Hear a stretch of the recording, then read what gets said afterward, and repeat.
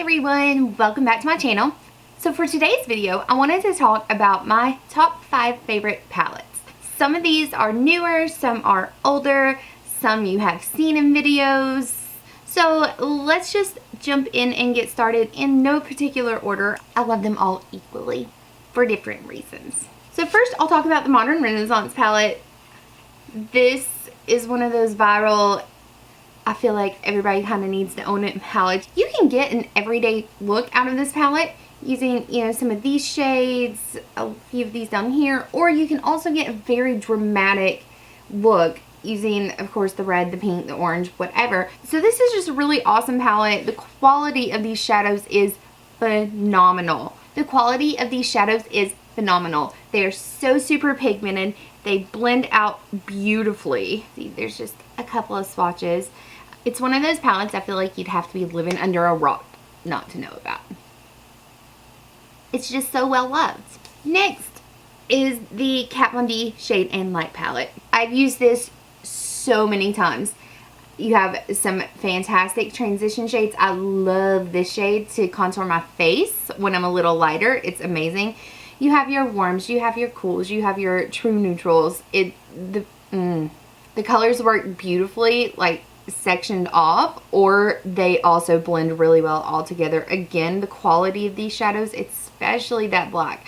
I've said before that black is hard to do without making it chalky or patchy or hard to blend out or whatever. She did a phenomenal job on all the shades, and they are all matte. This one has a slight sheen to it, but it is nothing chunky or glittery or super frosty. It's just a little bit of a texture variation, which I like.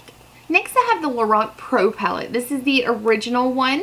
I have probably, out of all of these palettes, had this one the longest. You can tell she is well loved. I have hit pan on several shades in this palette. These shades are like butter. Out of all of my palettes, this was my OG, like, high quality palette. And what I like about this one is you get a row of mattes and you get a row of shimmers. Nothing is too out of the box. Everything's pretty neutral, pretty wearable. Everything blends beautifully together. I carry this with me anytime I have a client. If I am freelancing, if I have a bride or wedding party or prom or whatever, I always have this with me. A fantastic palette. Next, I have my Naked 3 palette. This is what is on my eyes today. I feel like this one doesn't get enough love. I feel like the OG Naked palette came out, everybody went crazy, everybody loved it. Naked 2 came out, most people loved it. Some people were still preferring the Naked 1, but most people loved it. This one came out and it kind of got a lot of crap online. I feel like this is the point where people kind of started to fall off that Naked palette bandwagon, I use it all the time. I can get a very neutral everyday look. I can get something more dramatic. It has some of the prettiest transition colors I've ever seen. Limit and Nooner. Oh my goodness, if you pair them together, it gives the prettiest gradient, the most gorgeous transition shade. What is this one? Trick is a gorgeous lid shade. I have it on the outer half of my lid, layered on top of like a ColourPop shadow.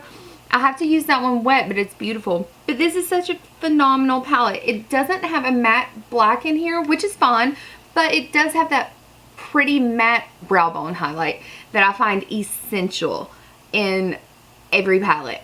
Last, I have the MAC Semi Sweet x9 palette, and this is an all matte palette. There is no shimmer in it. This shade is completely gone. It is called Drawing a Blanc. It's practically identical to Blanc Type by MAC, just a smidge lighter. This one, Pink Sienna, is the prettiest cool tone transition shade. It's got a matte black. These are all the new formulations. I can get a simple everyday look out of this one, but like some of the other ones, I can get a more dramatic look with this burgundy or this mustard shade.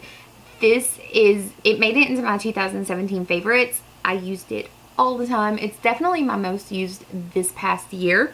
I think MAC just blew it out of the water with this palette. I do have one honorable mention, and I debated, like, I had a serious debate with myself over putting this one in the favorites. I wanted to talk about the Jaclyn Hill palette. The shadows are some of the best quality shadows I've ever used.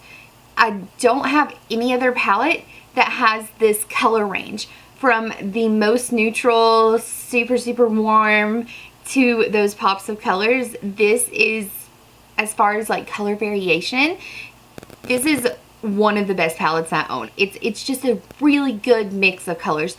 The reason I didn't include it as one of my top 5 favorites is because I feel like it is missing a couple of key things. For example, there is no matte brow bone highlight, and the 2 brow highlights that are in here are really, really shimmery.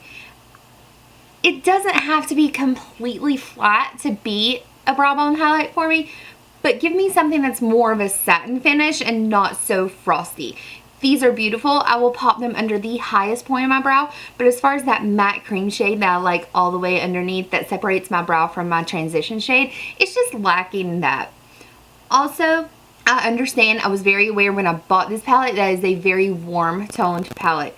There are very few cool tone shades, and that's fine.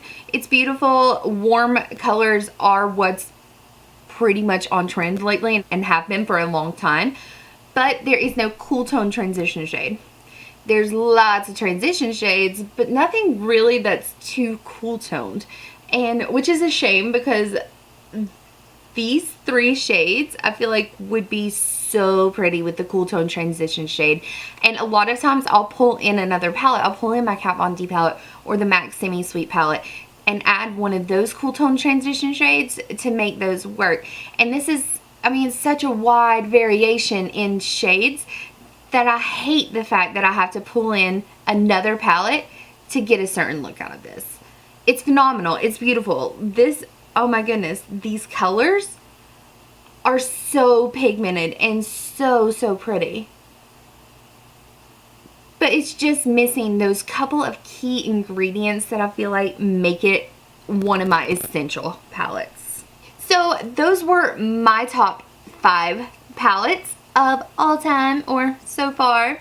How do you feel about those palettes? What makes a palette a must-have for you, or a favorite, or, you know, perfect palette? What's in your perfect palette? Because I know it varies for everyone. Everybody's looking for a little something different.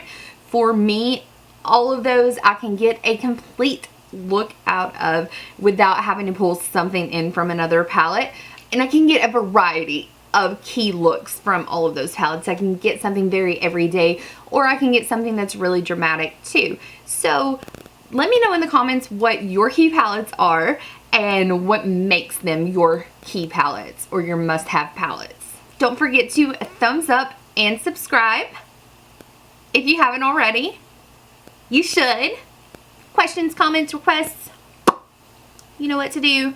Hit that bell to be notified every time I post a video. I'll see you guys next time. Oh my god. I don't think I've ever just like jumped right into an intro like that. I've got a hair stuck in my eyelash. I think I just whistled with my teeth.